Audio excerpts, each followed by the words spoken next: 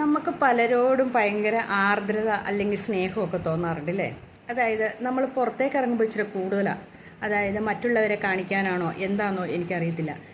മറ്റുള്ളവരോട് ഭയങ്കര സഹാനുവും മറ്റുള്ള പിള്ളേരെയൊക്കെ എടുത്ത് നമ്മൾ രാഷ്ട്രീയക്കാരെയൊക്കെ കണ്ടിട്ടില്ലേ, എടുത്ത് അപ്പിയിട്ടുകൊണ്ടിരിക്കുന്ന കുഞ്ഞിനെ പോലും എടുത്ത് ഉമ്മ വയ്ക്കുന്നതും ഒക്കെ, പിന്നെ കുറേ കഴിയുമ്പോൾ പോയി ഡെറ്റോൾ ഒളിച്ചു കുടിക്കുന്നതും ഇങ്ങനെയുള്ള കാട്ടായങ്ങളൊക്കെ കാണിക്കുന്നവരും ഉണ്ട്. എന്നാൽ സ്വന്തം വീട്ടിൽ സ്വന്തം ഭാര്യയോടോ അച്ഛനോടോ അമ്മയോടോ യാതൊരു മര്യാദയും കാണിക്കാതെ അവർക്ക് അവരുണ്ടാക്കി തരുന്ന ഭക്ഷണത്തിന് ഇന്ന് ഉപ്പ് കൂടി, ചായയ്ക്ക് മധുരം കുറവാണ്, അല്ലെങ്കിൽ കടുപ്പത്തിലുള്ള ചായയല്ല എന്നും പറഞ്ഞ് അവരെ ഇട്ട് ഭീഷണിപ്പെടുത്തുന്നവരെ നമുക്കധികം കാണാനുള്ളൂ ഇല്ലേ?